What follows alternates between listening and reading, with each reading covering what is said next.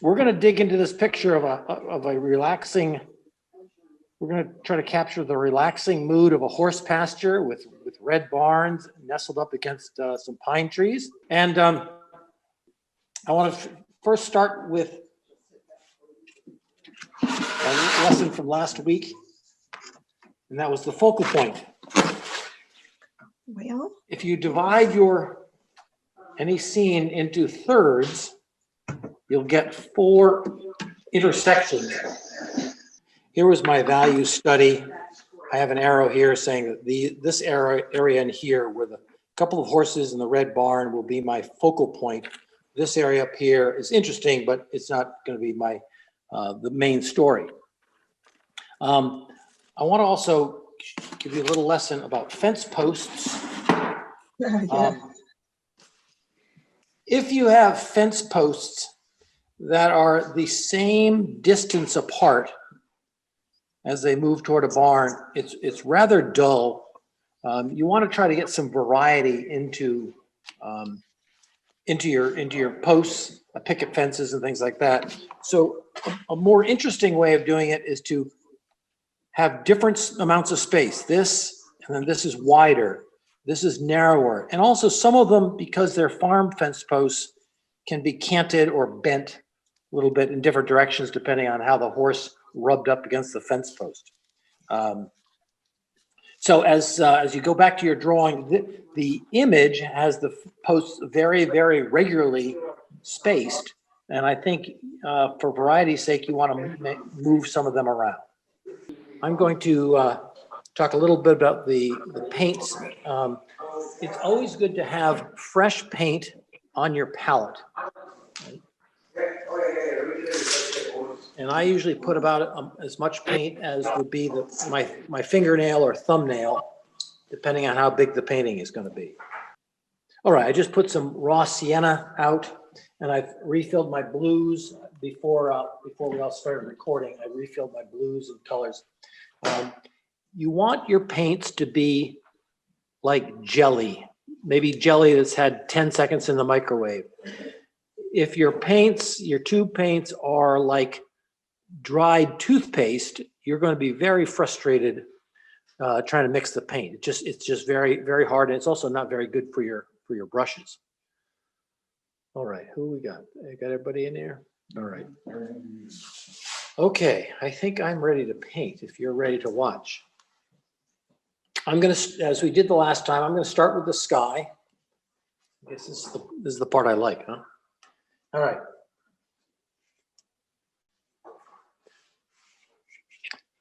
Pure, clean water across the top.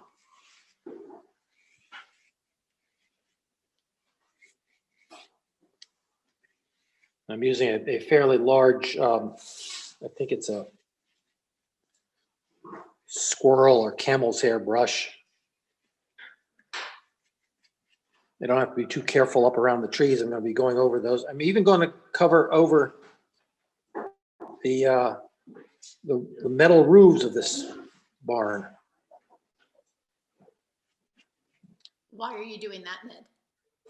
Yeah, you'll see. I'm going to want to You go water over everything. water over everything right down to this line of the hillside. Boom. And down here. And I'll show you. Is that Carol? Must be asking a question. Okay. Okay, so there's. I'm checking to see that I have. There we go. Okay. Now I'm going to put in. It's a November day.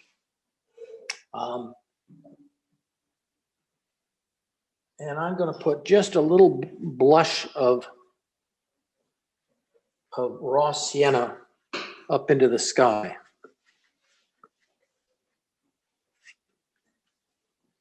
I need a little bit more. I think I told you last week, if you think the color looks just right in watercolor, you're probably too pale. So I just threw a little bit more on there. All right. Now, I'm going to take a little cerulean blue.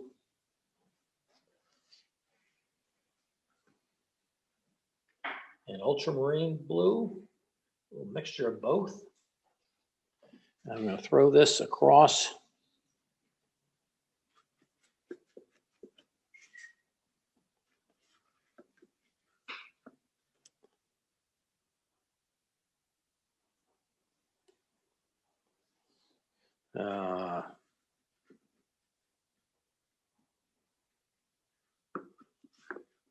Now, all this area here is going to be covered by that mountain and by the trees.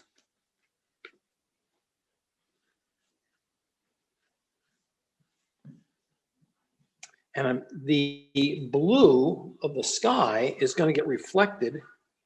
The roofs are going to reflect the color of the sky. So I'm going to bring this blue color right down.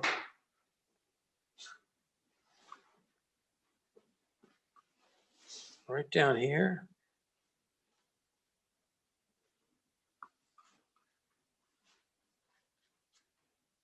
I'm going to go right to the horizon line of the land here.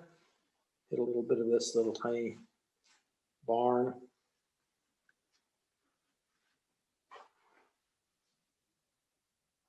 And send that up. And that's, I'm going to have trees over here, so I'm going to just put a couple of indications of tree there. And a couple. Okay, I think I'm going to pause here and let you all throw some color on your page. Perhaps, if not the yellowish color, if you want to throw that alizarin crimson or a very pale pink color, and then have the blue sort of run down into it. That's nice. I know that my mountain is going to be purple, a purple tone, so that the yellow is a nice contrast with that. So that's why I kind of chose that color. All right, I'm going to give you a few moments. I'm going to leave the recording running. Yep. But you know, take about 10 or 15 minutes to start throwing some water and some paint around.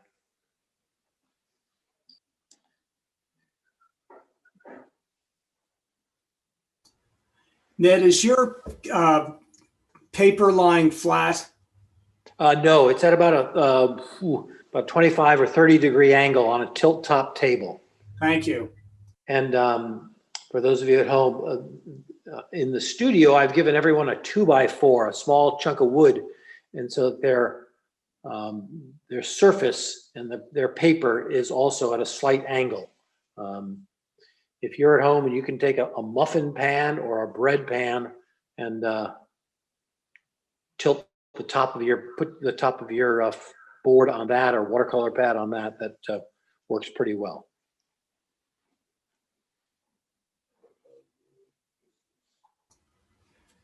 The blues are ultramarine and cerulean. There's no red in it. That's right. No, I didn't put any red in there. Okay.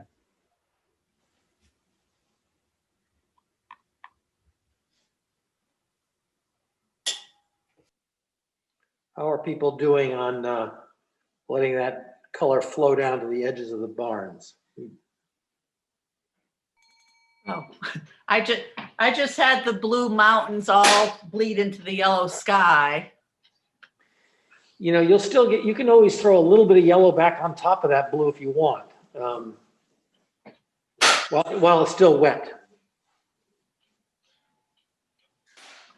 I'm trying to pat it with a paper towel. Is that what I should be doing or not? Yeah, yeah, that's, Suzanne, is your paper at a tilt?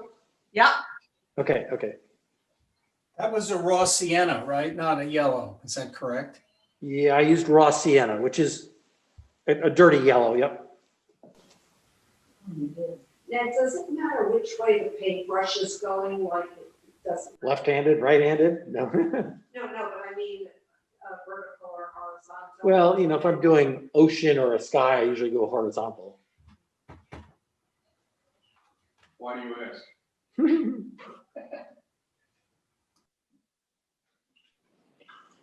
Your blue has a nice blackish tone in it. I know you said you didn't use black in it. Well, what is it that makes it that less than bright color? Well, I think the ultramarine kind of darkens it up a little bit with the cerulean.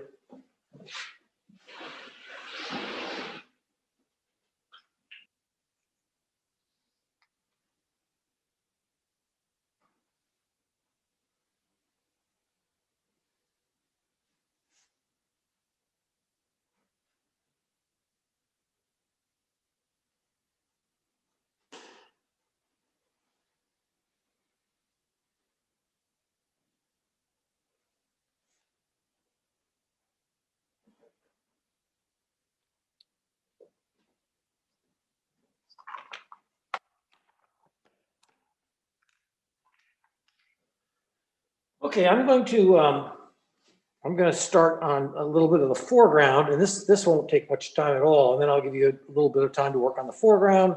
And then, quite honestly, when the foreground color gets dropped in, you basically have, 85% of the painting covered with some paint. Now, it's not, we're gonna put more layers on as we go. So I'm going to, let's see, we're still recording, good, okay. Let's see, I gotta look at my picture.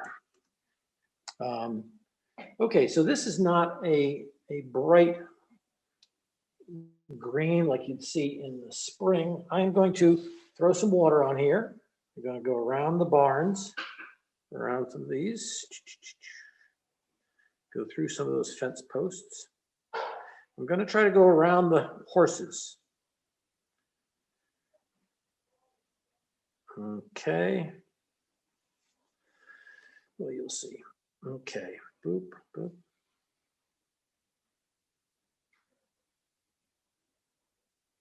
Oh, I forgot to do that little bit of blue here. I forgot that. Okay.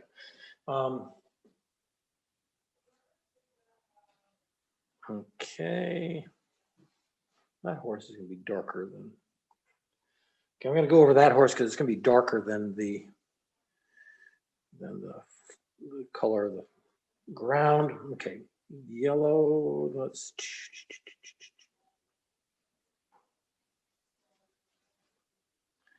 Okay. Oh, I just have water, just plain old water. Okay, so I have gone around a couple of these fence posts.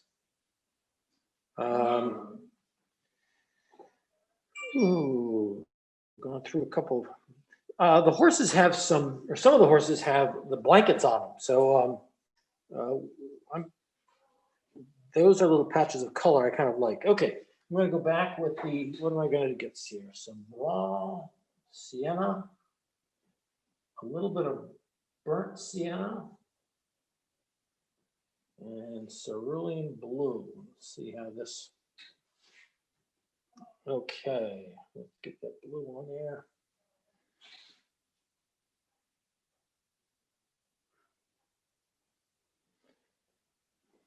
All right, so here we go. I wouldn't say this is a green, but with the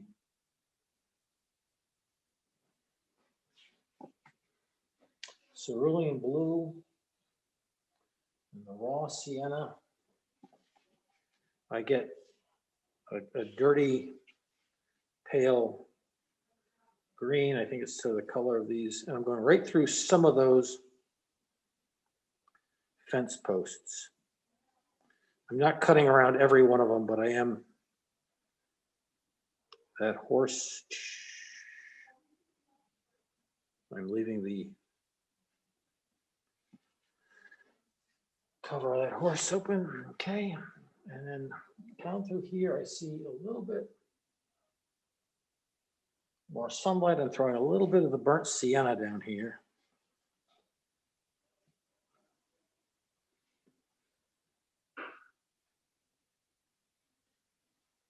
Okay, so this far hillside is sunlit, so I'll put just a little bit more raw sienna. I'm going to go right through that darn horse.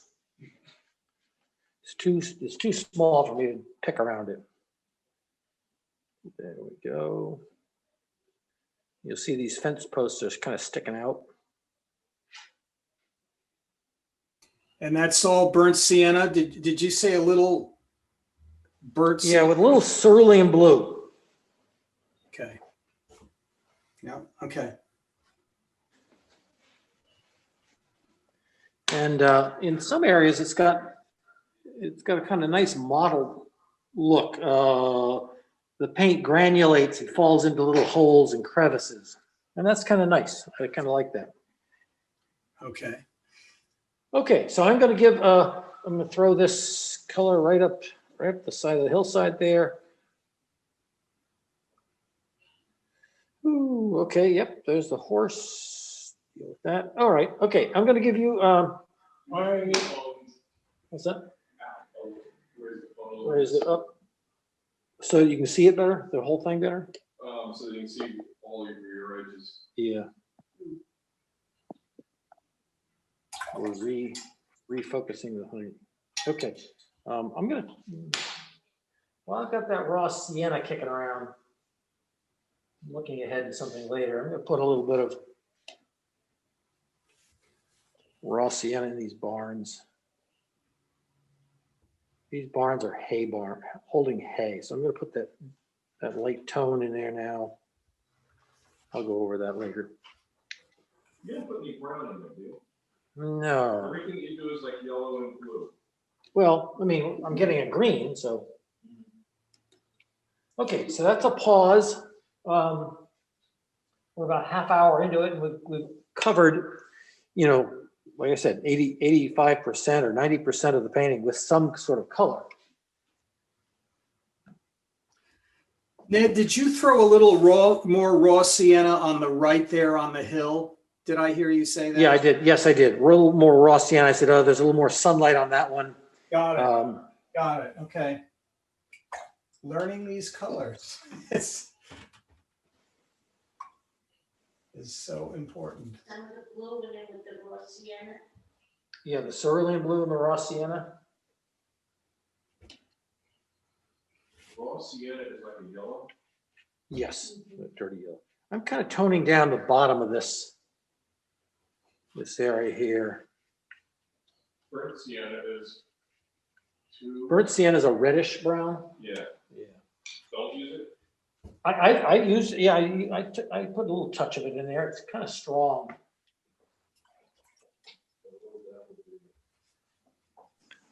Did you go through the fences on the barn? Around I the did. barn? Yeah, I did. What am I gonna do with those fences? They're not gonna be white. Ellen, I'm gonna put a little tone of light blue over those fences, cerulean blue, I guess.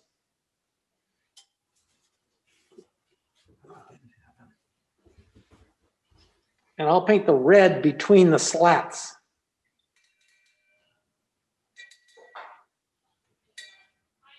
Okay, good idea, thanks. I'm gonna put a little.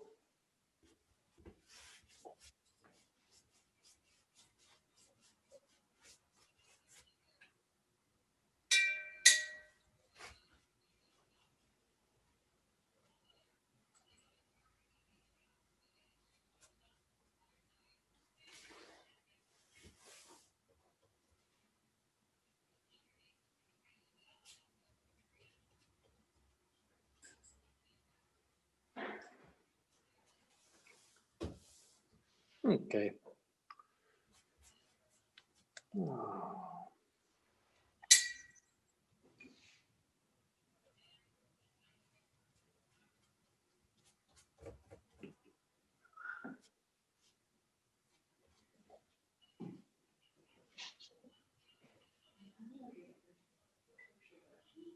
You need to pin Ned's video.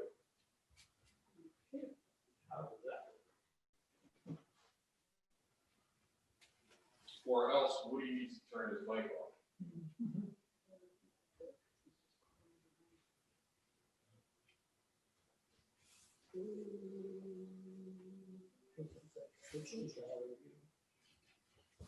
So basically, you need to mute everyone except for your computer.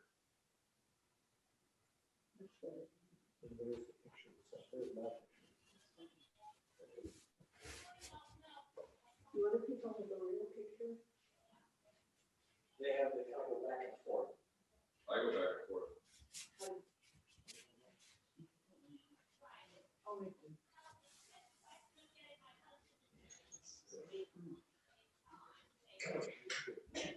Let's get a little bit of yellow on that side, the side of that hill.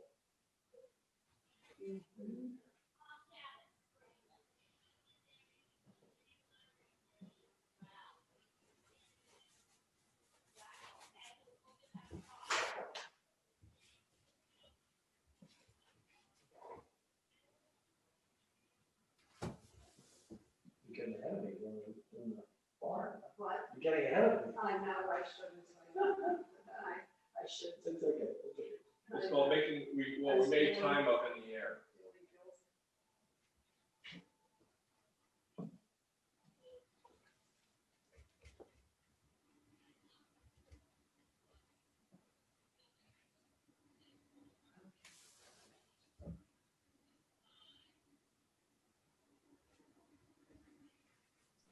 How did you do the fences in front of the barn again? You put a very light tone of cerulean blue. It's, you know, the same color that was sort of up in here. In the photograph, the fences look kind of white, but I know that they're not going to be bright white, and I don't want them to be so bright that they take your attention over to that side.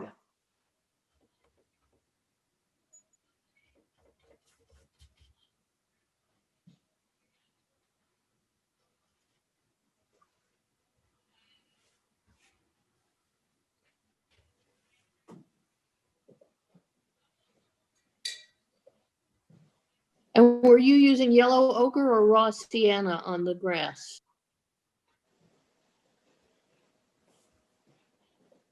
What was that question?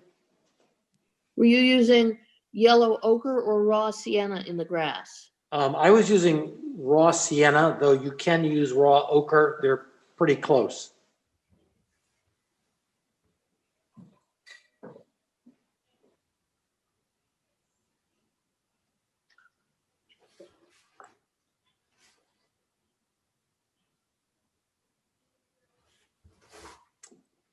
Okay, I'm going to begin with the mountain color.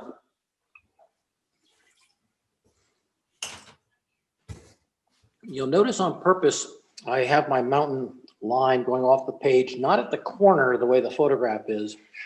That's a little bit contrived or too coincidental, but rather a little bit inside here, heading down toward these trees that are sort of in the foreground.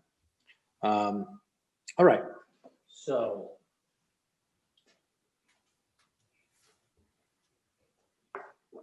I am going to get my, wow, I don't know if I do this. It's a pretty big brush. I'm working on a half sheet, so I will be using larger brushes. If you're working on a smaller piece of paper, then you don't want to use a really huge brush. It gets a little out of control. But I'm going to use this number 10 Isabey squirrel brush. I'm going to get some cerulean blue, alizarin crimson.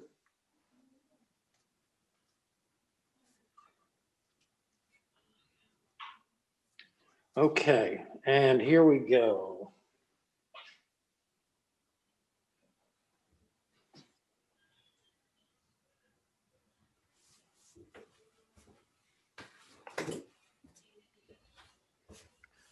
And you know, when you mix the color on your palette, here's a little tip. You don't want to mix it to death. You know, if you mix pancake batter and you over mix it, the pancakes come out thick and gummy. So if you have a little bit of red and a little bit of blue irregularly on the brush, so be it. That's okay. Now these Vermont mountains made by the glaciers. Whoo. And this part I can kind of be. And now rather than take a lot of that purple all the way down, I'm just gonna, come on. Just gonna use almost clean water down in here. Now this is cerulean blue and what? I've got ultramarine blue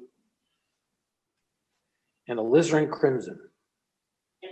the other? Alizarin crimson. Crimson sort of a It's kind of a, yeah. Ned, just to clarify, I thought you said cerulean blue the first time. It's ultramarine. Oh, I'm sorry, then I was wrong. It's ultramarine blue. Thank you for correcting me. What is it? It's ultramarine Blue and? alizarin. Okay, now I'm coming right down to here. And I'm gonna throw some of this, get a little hint of these trees here. I want to see between the trees to the mountain. Okay.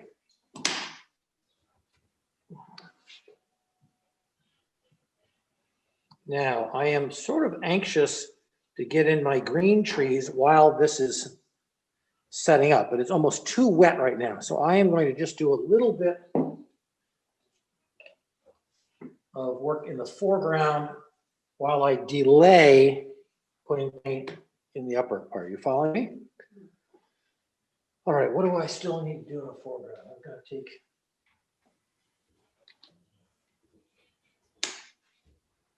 that little bubble of water down there. Okay, I'm going to take my number 6 Isabey. It's a fairly large brush. I'm going to work in some of the shadow shapes that I know I'm going to use later on. I thought I'd do them near the end, but I think I'm going to throw them in now. Let's see, I'm going to do ultramarine blue now and the raw sienna. Ooh, too much raw sienna there. You see my palette? I just went crazy there. Okay, now I'm going to have a big color. This is shadow color coming across here, going around and hopping around there. Now this is the shadow of a tree, so there are going to be places where it shows through. Here's another part of it coming down through here. So my bottom corner is kind of, and I'll put a little. What colors for the shadows? Yeah, I got raw sienna and ultramarine blue. I'm gonna leave a little peak there, peak there. And some of these shadows actually will continue underneath the horses, so I may as well throw some of that. And then I call also these fence posts are creating some shadows too.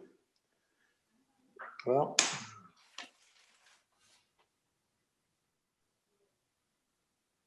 I didn't think I'd get into it, but I'm going to get this damn horse in here.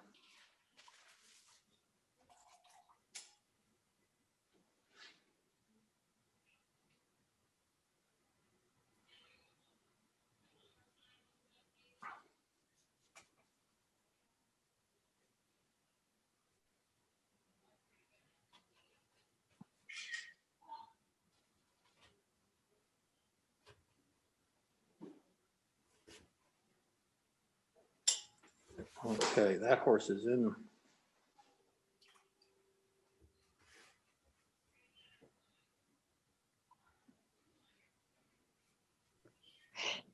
Did you use burnt sienna on that horse, the last Yeah, one? that first one's burnt sienna. This one's raw umber.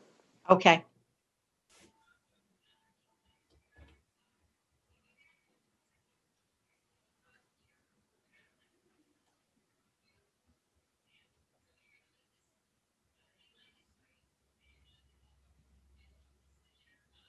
Well, I didn't make life easy on myself by putting a post right through that horse, but that's the way it goes. All right. You can see that the next time. And this horse is going to have a little bit of bright, a little bit of bright cerulean blue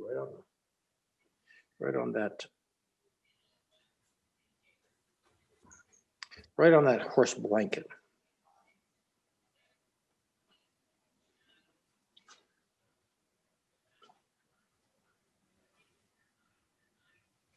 Okay. Now pay attention. Here's where the good stuff comes. This is set up enough. It started to dry enough that I can start putting in my pine trees. All right, so I'm going to take my Isabey brush, my number 6.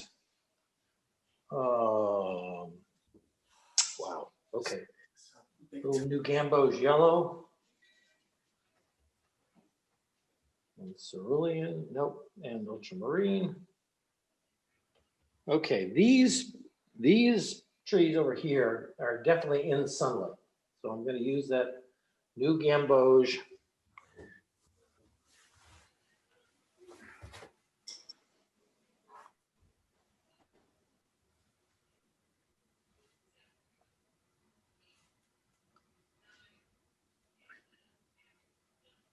And I want to leave some holes through the trees so you see that nice mountain color in the background. What am I doing here? This tree is going to come right up to the very tip top.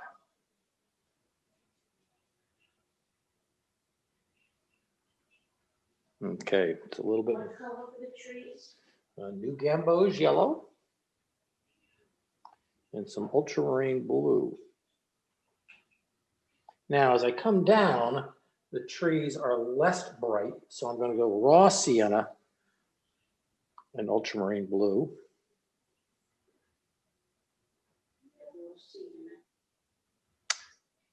Just ruined it. I just ruined my painting. Which will be, Ultramarine again. Now, this gets a little tricky down in here. I want to have hints of the pine trees. And there's the shadows going up the hill. Okay, stay with me, stay with me. Now, raw sienna and ultramarine. And here we go. I've got not a lot of water on the paint, on the brush. And the edges are what's creating the feeling of pine trees. I can't go fast enough now. I'm going out, out, up, back and forth, forth and back. This tree will be a little bit taller. I don't want to have 2 trees exactly the same. They look like Jack and Jill or something, you know. I'm saving some places inside there. I got another one here. A little more yellow in that one because it's more in sunlight.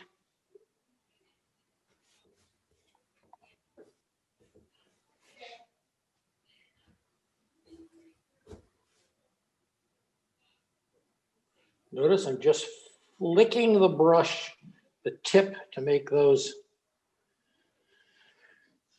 And then down in here, it gets pretty darn dark. So I'm using some alizarin crimson.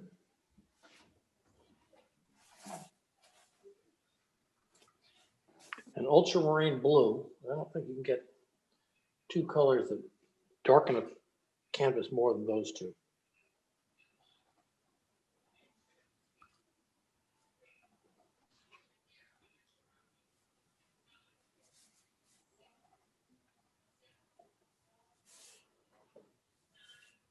Raw sienna. I'm almost out of my raw sienna.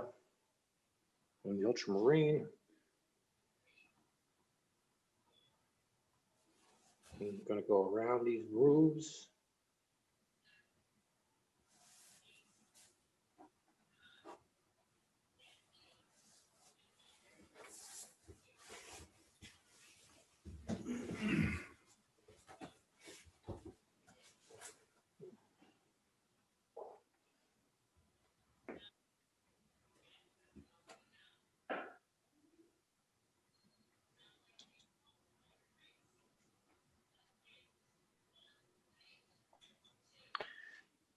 And there's some areas that are fairly light. These trees in here.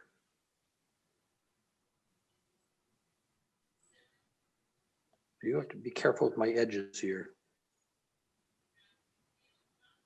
Now back to some of those darks.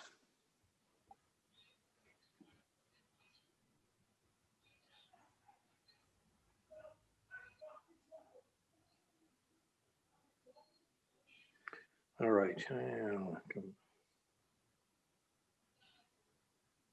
What colors were the mountains again? The mountains were ultramarine blue and alizarin crimson.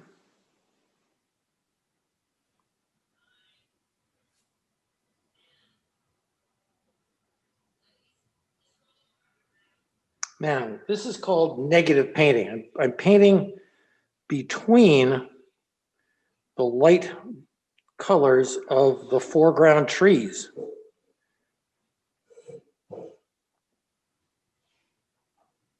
Grabbing a little bit of burnt sienna.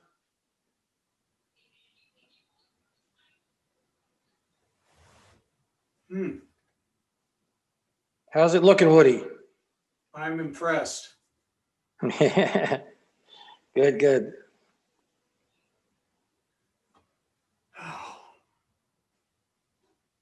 Okay, now that's, I'll put a couple of these little dark spots kicking in here. Okay, this is looking pretty good now. Come on.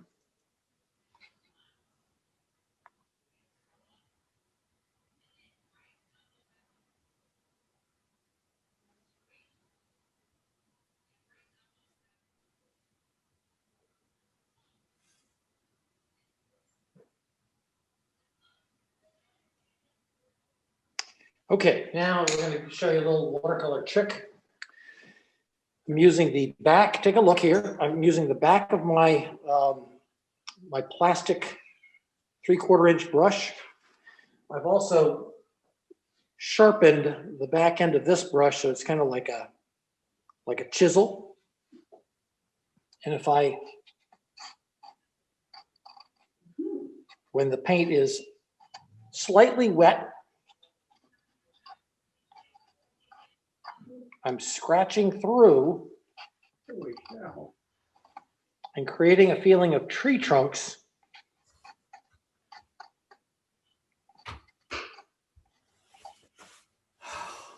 in the back there. And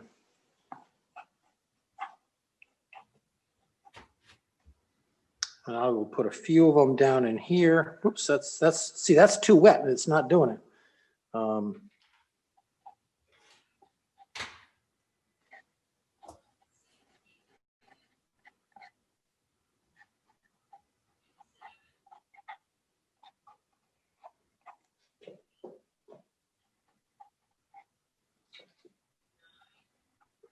Okay, you don't want to overdo a good thing. If I remember, I'll come back. Oh, here we go.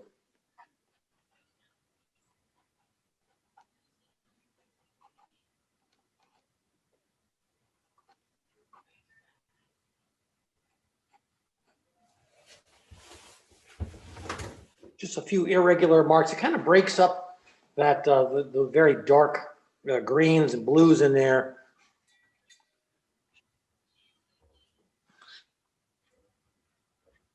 Yeah, I don't think I want to mess with that. Okay, I'm going to pause there. That's plenty. You've got, I did a little bit of foreground, I think, while I was waiting for the mountains to dry more. And then I started just adding, you're just adding a lot of color, keeping the tree line irregular, you know, here, medium height, tall, small. Keep it interesting. It's like painting abstractly. I'll bring this up. You can see the scratch marks in there. You're scratching right to the white of the paper.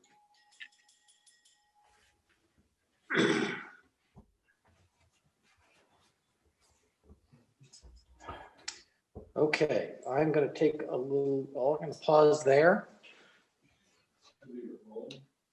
Did you say pause the recording? No, no, I'm just, I'm stopping Yeah, working. and I just leave it alone. Yep, yep.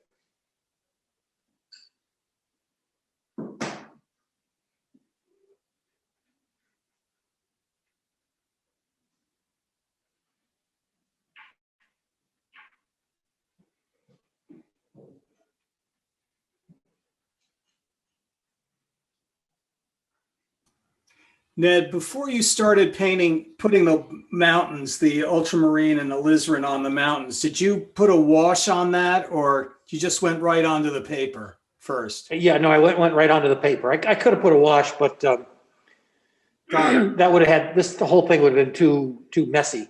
Got it.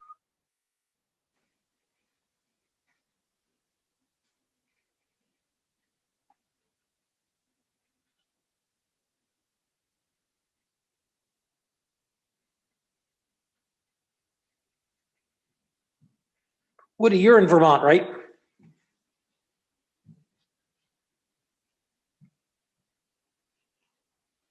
Yes.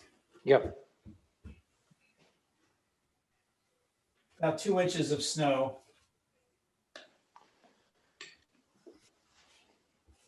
Yeah, I drove out yesterday in the snow and it wasn't bad. Route 22 wasn't bad.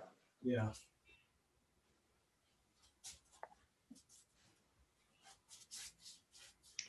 And I'm going to change my water. You won't need to do it until you finish some of these darks, but my water is pretty gross.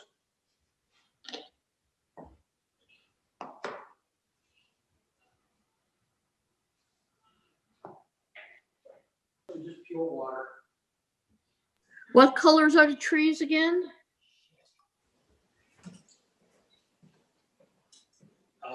Question about the trees?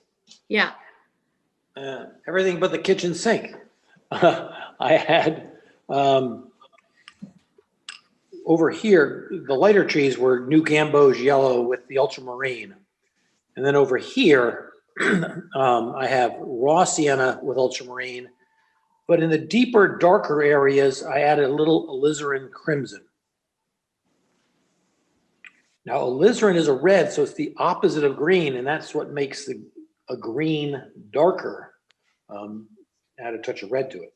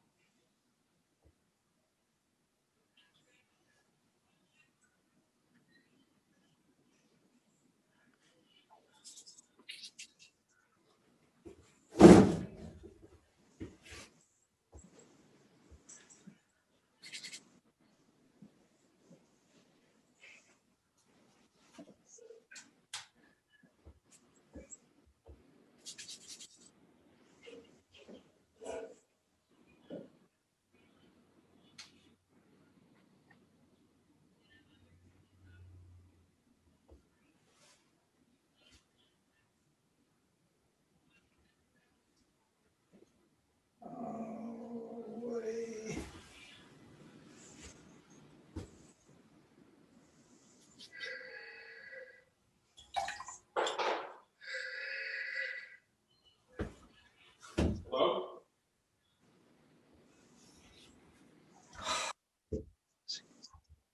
See someone calling from Kansas, you don't think that it's a robocall.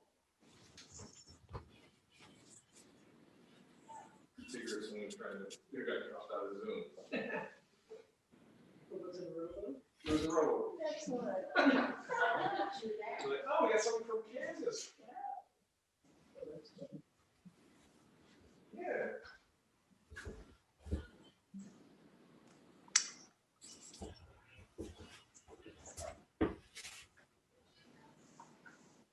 sienna.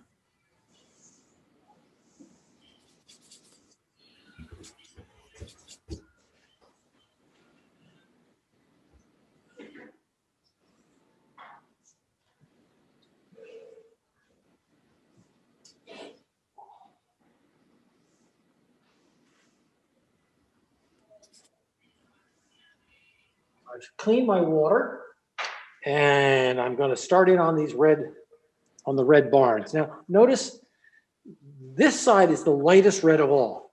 It's facing the sun.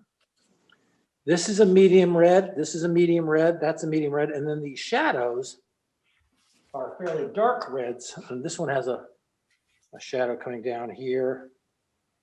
I want to make sure that shadow and this one are parallel. That would goof things up. I do have to put in some darks where the open barn doors are. I'll deal with that later. I have some shadow colors on the red, like up in here, a lip under here. Anyway, enough talk. I'm gonna start with my lightest red. I'm gonna get a little bit of cadmium. That's too bright. Cadmium with a little bit of alizarin, and that'll tone it down. The cadmium is so fire engine-y. Oh, that's too pink. I'm loading up a little bit more raw sienna. I used it all up on those trees. So Cad Red and raw sienna for the barn. Well, I'm trying it. I'm Got it. Okay. Cad Red, and I have a little bit of alizarin. That's too pink. I don't like that color. Okay, here we go. Cad Red, touch of alizarin, and raw sienna. And I'm going to say this is my lightest red right there. Red and raw sienna? Yep. Just one red? Yeah, I put a touch of alizarin, but I'm not sure I needed it. Okay, now I'm going to start in on a deeper red.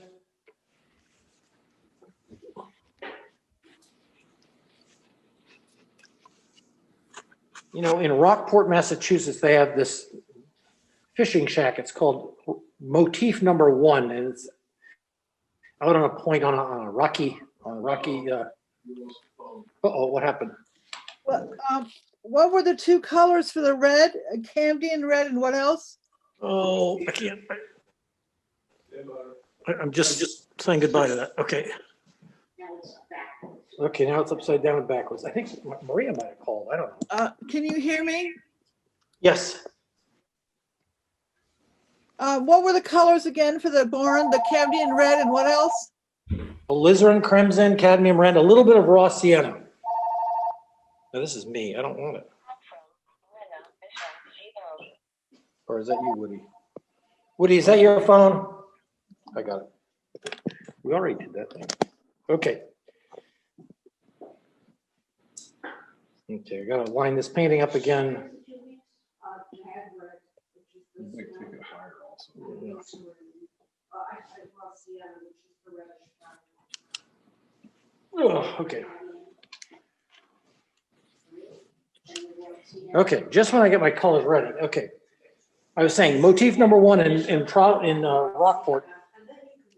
Okay, Elaine. Shh, Elaine. This fishing shack in Rockport, they claim the red is made, it's a red that you buy in the hardware store, but then they mixed motor oil from their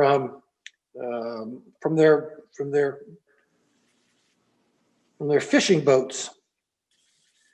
And they take the motor oil, which normally you'd throw away, and they mix it with the red paint to get it a little bit darker. And that's sort of what I feel like I'm doing here. I've got a red, but I've added a little bit of raw umber to it. I'm going to go up and around, up and around that post. And that would be the Cad Red with the raw umber. Yeah. Thank you.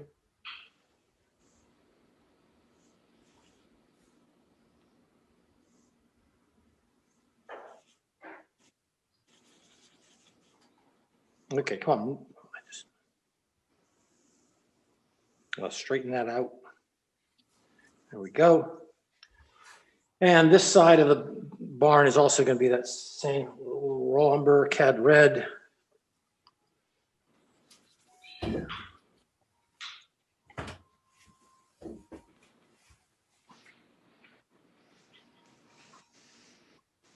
No, I want this a little bit darker right here. Right to there. I've got my big number 10 brush out. I'm risky here because it's got a lot of sharp angles, but I think I can do it. You can see my brush, yep.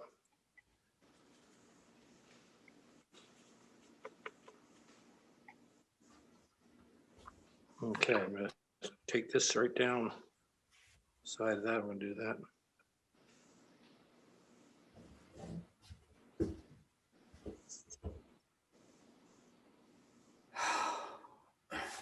Who just, is that Woody sighing like that? Yeah, I'm just, I'm giving myself away here. Okay, yeah, you are. Okay, now while this is drying, I'm gonna go and do some of the shadows. I've got some brown dirt over here that I kind of like. And it's gonna go around my,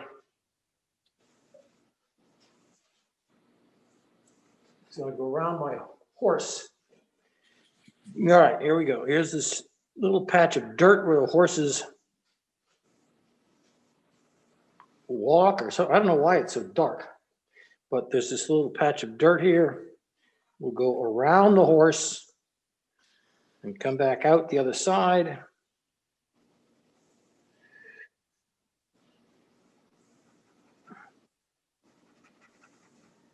I'm going to widen it a little bit more at the bottom. There's that little piece of dirt. Now I'm going to go up and do a shadow up in here. I need a little more blue in that.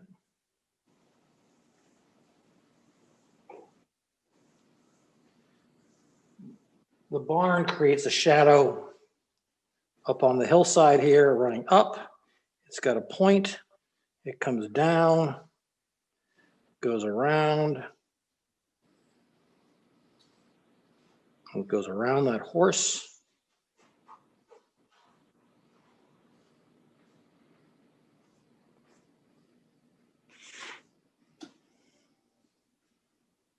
Okay, now let's do this right here.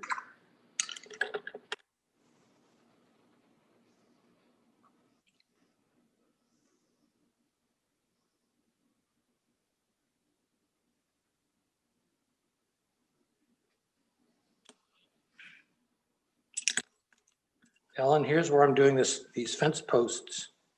I'm painting between the lines.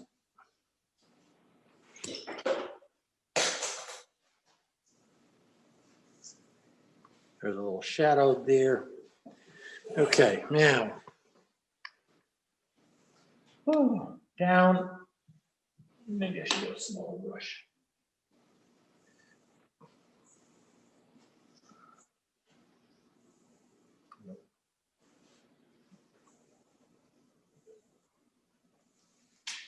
Okay, down here where I have the small barn, I'm going to put some darks. I put those yellows in there, and I want the feeling of there's hay in there. You've got horses, you got to have hay. So this little barn has hay. And they're like stacked up sugar cubes. Get my the smallest brush that I use.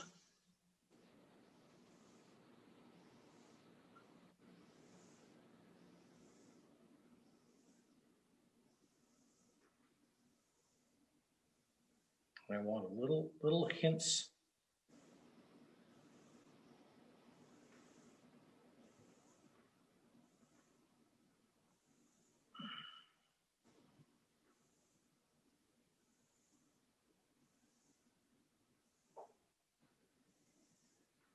Okay. Now I've got I'm gonna do We lost the, what? we lost the, watercolor can, the palette can. Really? Why would that happen? Oh. Oh. Now, well, okay, I got it. I think I got it back. Oh, Yep, what was it? I just pushed it in harder. I don't. All right, now.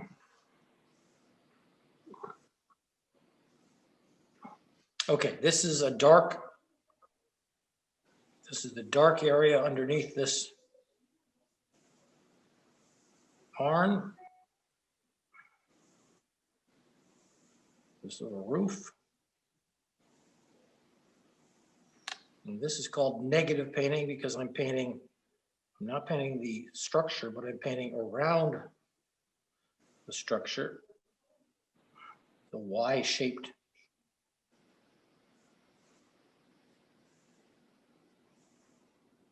supports.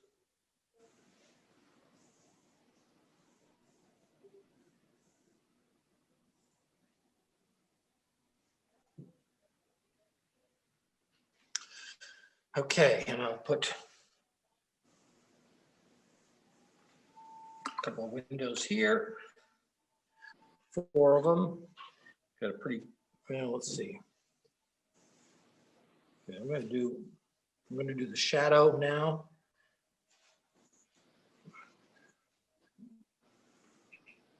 Right under the roof there.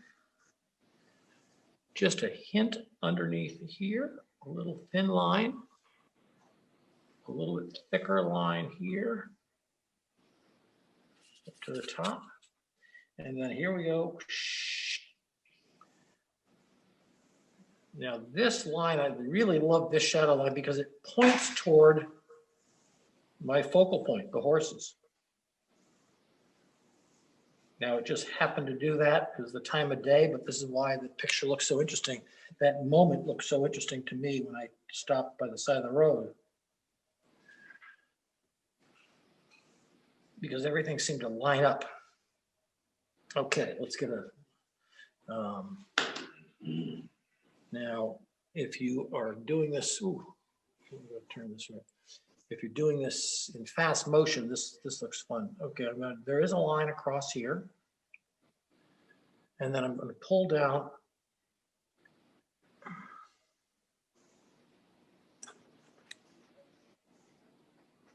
Now these barns were built with different width boards, often scrap boards.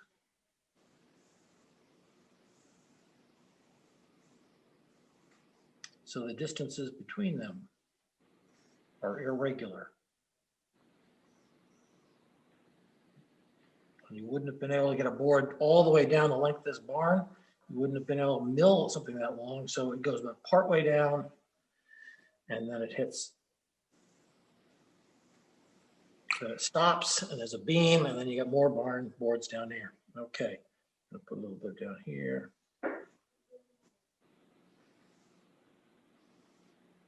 Okay, and I'm going to put in the doorway here.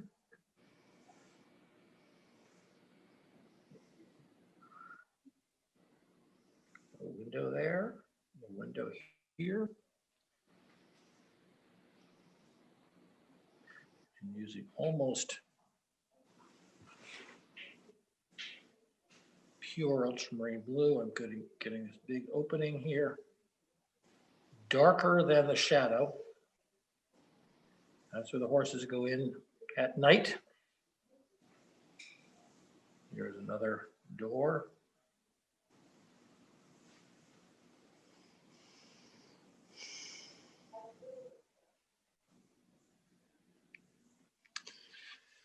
Okay, I may put a few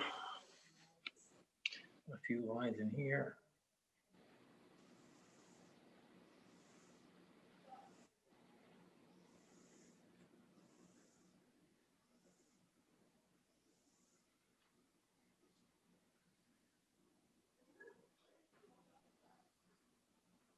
That's that.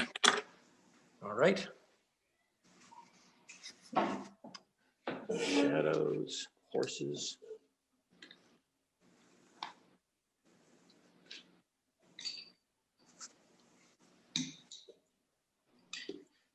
Okay, I'm gonna do a few more shadows and then.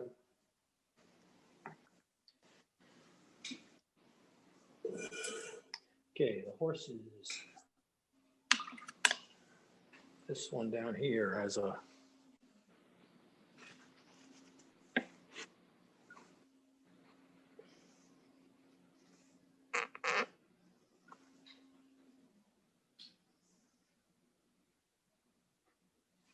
Okay, just a little, as long as you have about 2 colors on each horse, you're gonna have a sense of, let me pull this up.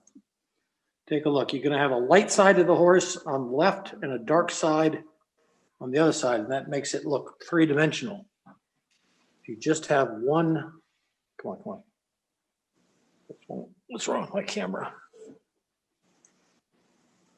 Bill, I'm moving this thing and the camera's not doing anything. I'm moving this and it's not, there we go. I'm seeing it. Okay, it just paused for a minute, I guess. Okay. What was I saying? I got another horse way in. Talk about the shading of the horse. Yep, I got another horse way in the background. And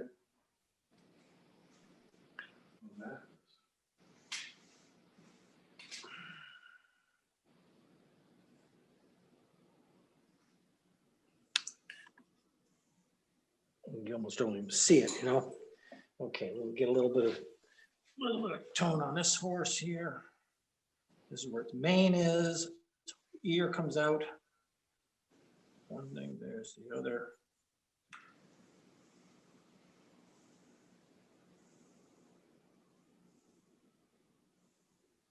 Okay, now along with all this,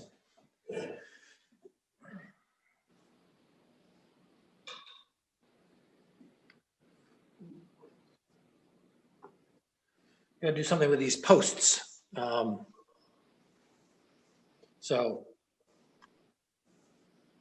one side will be a little bit darker.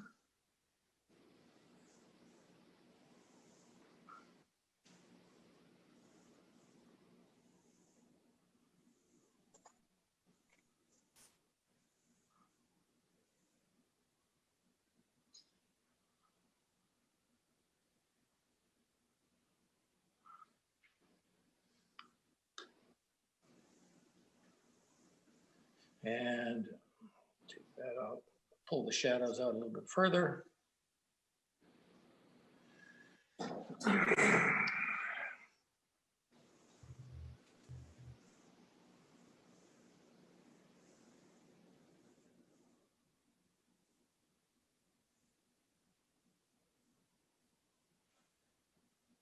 Oh, and then the posts that go back at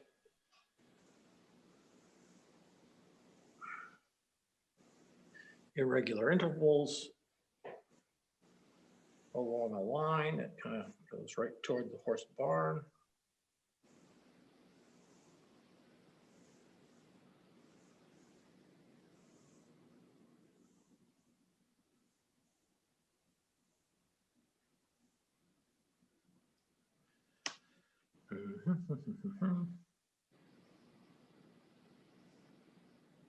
There'll be a shadow line just under that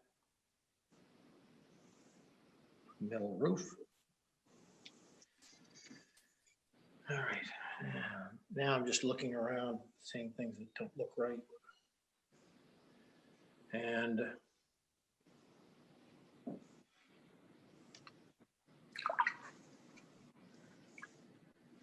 what do we think about the roofs? I think they look too blue, too bright. So I'm going to take a little bit of cerulean and burnt sienna, and I'm just going to take. Let's go. I just want to tone this one down a bit.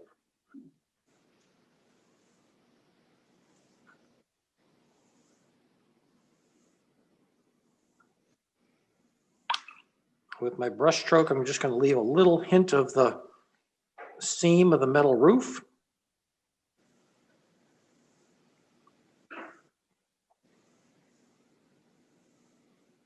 And what about this one? Get a little bit.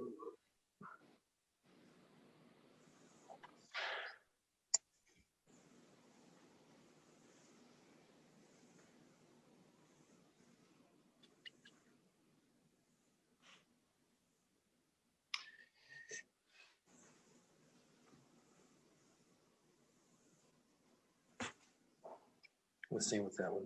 Those roofs are just a little, they were a little too bright for me.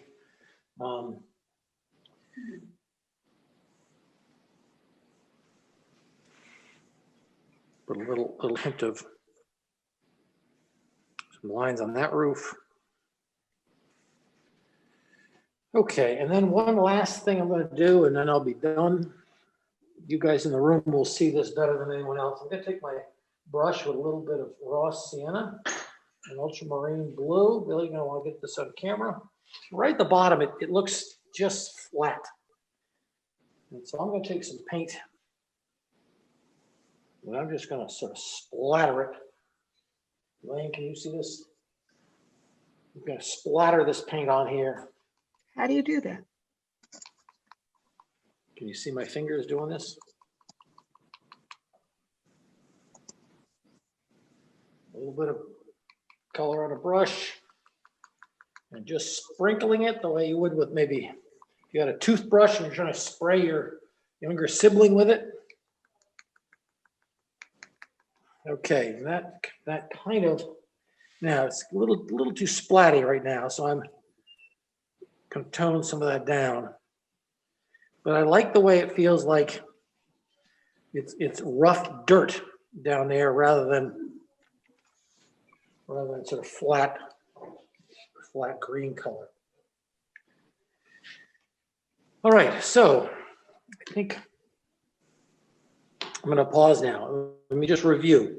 The focal point was going to be this horse down here, and I've left him with a white cover because that's the brightest thing on the canvas. This guy has a little bit of blue. This guy is barely seen at all.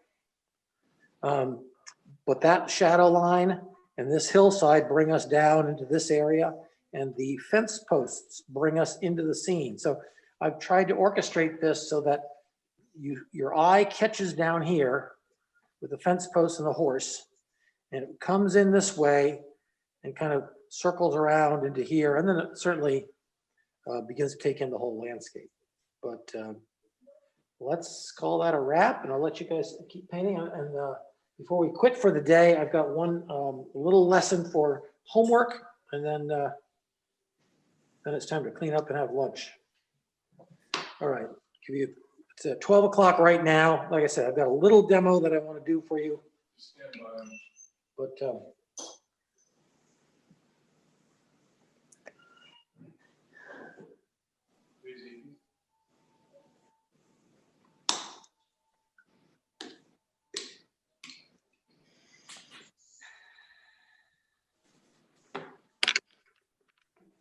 you didn't really hear any applause right there. I mean,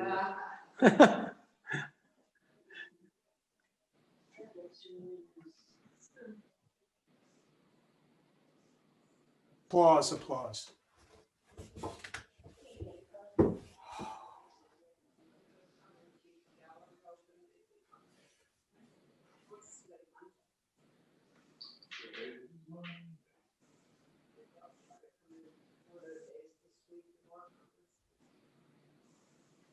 Ned, these recordings we'll be able to turn on again, right? Hello? try that again. The recording, we'll be able Yep. to do that afterwards to look at it again? Yes, I'm counting on, I'm gonna, when we absolutely finish, I'll stop the record button and I'll try to send it to you. Bill Great. Prickett was able to make a YouTube video out of the last one. If we get that done, I'll send that to you also. Right. With the videos, that's always a see how it goes. You'll have it when you have it. So there will be a video of this lesson, that's great.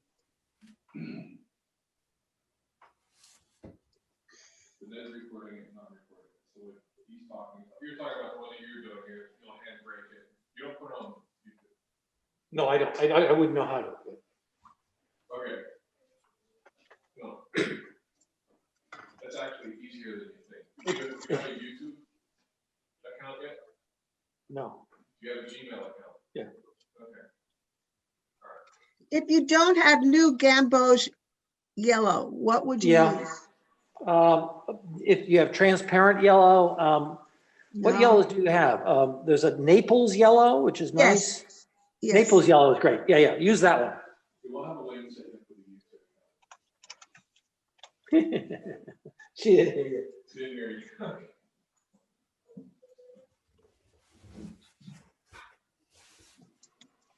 The humor behind that is she wanted to throw Google across the room.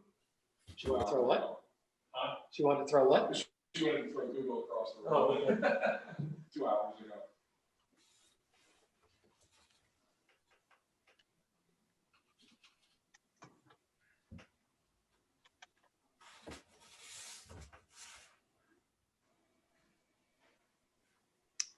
I'm thinking this fence stands out too much, so I'm going to take a little touch of cerulean because that was the color that was in the sky. It's dry down here, so I'm just going to touch it on there. And you'll see that it'll just take that white out of there. I can still see that it's a fence post, and I also think these hay bales may be too bright. How you doing? Yeah? Okay. Just to tone it down. You see how they look so white right now? Right. Even in the photos, they're pretty bright. So this will be. Yeah. As long as it's a blue and yellow there, too. Just that. Sure. I use that and a little bit of the brown, so it wasn't just bright blue.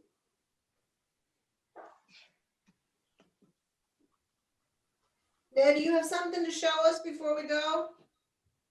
Yes, I do have a little, maybe like a 5-minute explanation. Next week's painting will be a farmer's market with colored tents and people all around collecting their produce, holding bags, walking with children. Actually, it's not. It's going to be one up in Dorset. I had some polling. Once I had the polling farmers market, because it was COVID this summer, all my pictures, everybody's so spaced out. They look like they're, yeah, or in a regiment line waiting for something, you know, a military thing. All right, so here's a piece of paper. Oops, there we go. Okay. All right. Now. We moved over to the right. To the right. There we go. Okay. So people will be one of the subjects for this this next thing. We have Pauling Farmers Market. So I'm going to send you a short video of how to draw people, what the proportions are, and it'll be a pencil sketch. But I'm going to do some painted ones right now for you. So let's say I do boom, boom. Oh gosh, what's this guy doing? Like this.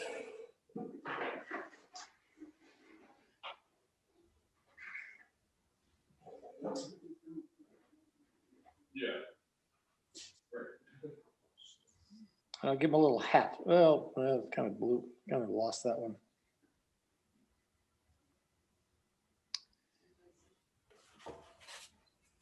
Here's a little Fluffy down here. Dog. Okay, there's somebody walking a dog. All right, let's say we want to try something else. Let's say we Try that at home, folks. let's say we got a head. We got two people side by side. I should have made one taller than the other. I blew it. Okay, this guy will throw the shoulders out, bring him down to here.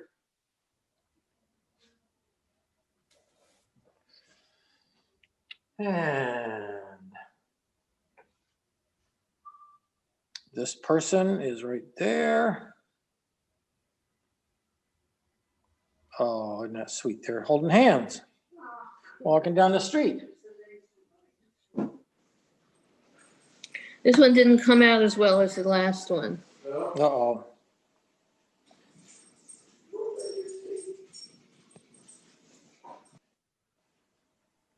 So we got two people there. Let's say there's another friend next to them. And another friend right near them too. How about the Martians?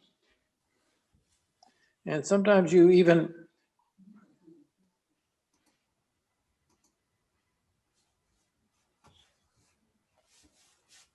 this person has a long trench coat. There we go.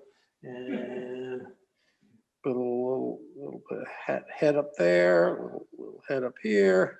They're walking down the road. There's a little bit of a breeze. I'll put an umbrella going there. That's all good. Woody, this one's for you here, kiddo. Got All this right. guy.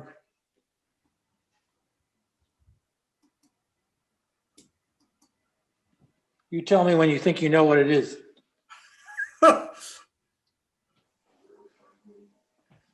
Mitten. A dog, a golden doodle. No.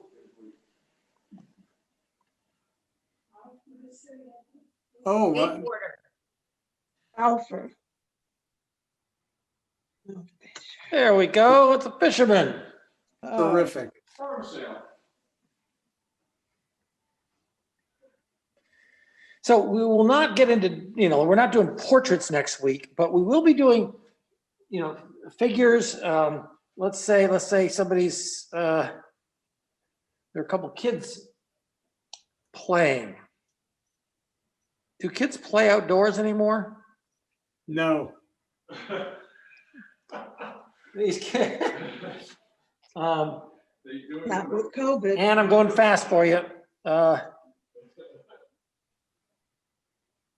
They play in a virtual outdoors. Yeah.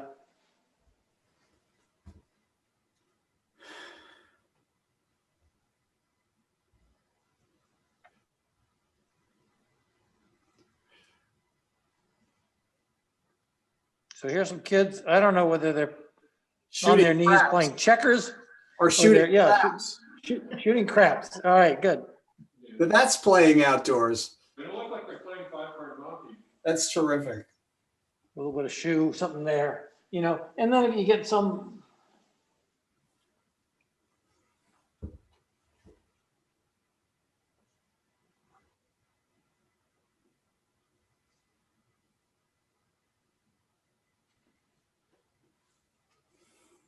Oops, here we go. How are we doing here?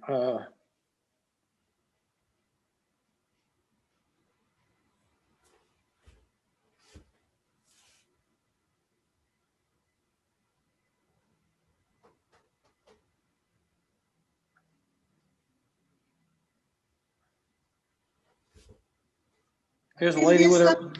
Is there There's a- something to distinguish whether they're moving forward or back or you're facing them?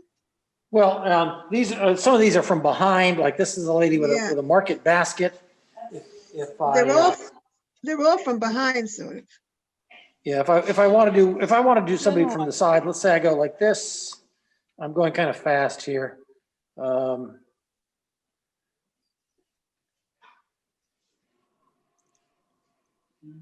Let's say this guy's, he's got a backpack on, he's a hiker, Yeah, he came in from the Appalachian Trail. came in off the Appalachian Trail, there we go, see?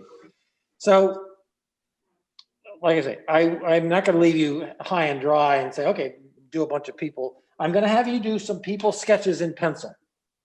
And I will be very clear about how the proportions work, so your people don't look like snowmen or like stick figures. But we'll get loose. You'll do some practice getting some loose images of people, and we'll deal with the brush and painting of them next time. Is that all I have to say? Those are One last thing. There are about 5 of you that signed on. We did a critique last week on an evening at about 5 o'clock at night or something. And we looked at everyone's work and shared what worked or what could be improved. So I will send out an email if you want me and you want to look at your piece and make any suggestions, or if you're ready to share your piece from today with anybody. I'll give you a couple days this week to work on it, and I'll send out an email. I don't know whether I'm going to do it Wednesday or Thursday night, but it would be midweek sometime. So so I'll give you a picture of the farmer's market. I'll give you a video of me drawing the farmer's market, and then I'll do a video of for you to do for homework practice sketches. All right.